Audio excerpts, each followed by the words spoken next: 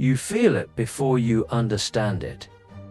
A quiet pressure inside your chest. Something invisible is shifting.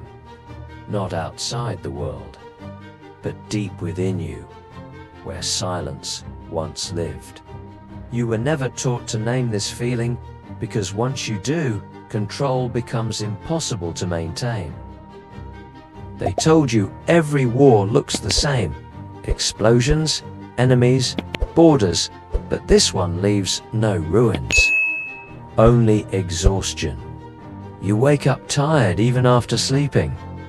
That is not weakness. You wake up tired even after sleeping. That is not weakness. This war does not ask for soldiers. It demands attention, awareness, presence. And that is why it feels so heavy, because awareness cannot be outsourced. You've tried distraction, noise, speed, constant motion. It only made the silence louder. Because silence is not empty, it is where truth waits, patiently, watching. What you feel is not collapse. It is the end of denial. Systems survive by convincing you the problem is personal, but this weight is shared. You are meant to feel it. That is how you know you are still awake. Numbness was never peace. It was protection. And protection always expires. This is not the beginning of chaos. It is the return of sensitivity. And sensitivity is where real strength quietly begins. You sense it now, a subtle tension beneath ordinary moments, as if reality itself is holding its breath. This is how internal wars begin, not with noise, but with awareness quietly refusing to sleep. You start noticing patterns, repetition, pressure, emotional fatigue without a clear cause. You were told to ignore that feeling, to call it stress. But stress does not speak this clearly. This voice does not panic. It waits, persistent, patient, impossible to erase. You realize something unsettling. You have been adapting, not healing. Adaptation keeps you functioning. Healing changes the direction entirely. That is why comfort feels strangely dangerous now, because growth rarely asks. You are not losing stability. You are shedding what no longer fits your awareness. And that process is not polite. It disrupts.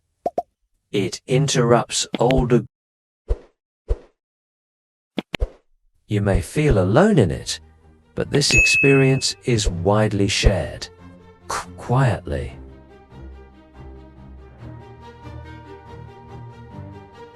Many feel it. Few speak it aloud.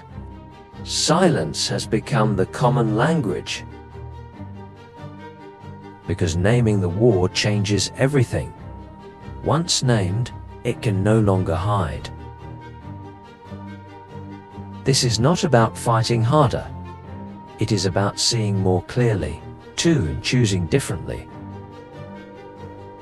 And that choice begins the moment you stop running from yourself.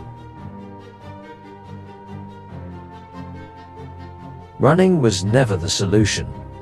It only delayed the moment you would have to listen. Listening feels dangerous at first, because truth rarely whispers what you want to hear. But it speaks with precision. Clear, uncompromising. It shows you where energy has been leaking, where loyalty replaced alignment, where survival silenced truth. This awareness is not punishment, it's correction.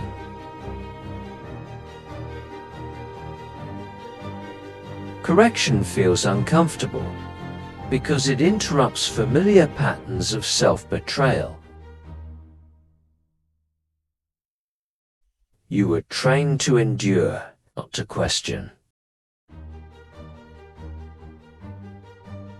But endurance without awareness becomes erosion, quiet, invisible, devastating.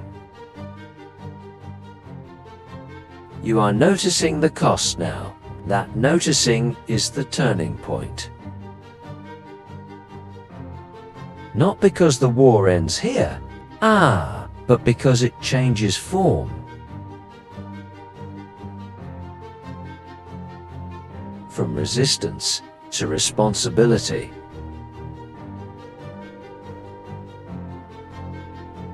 Responsibility to listen, to adjust, to stop abandoning yourself in small daily ways.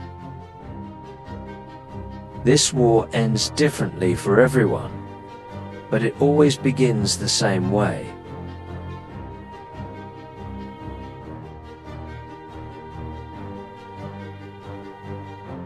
The moment you stop numbing and start paying attention,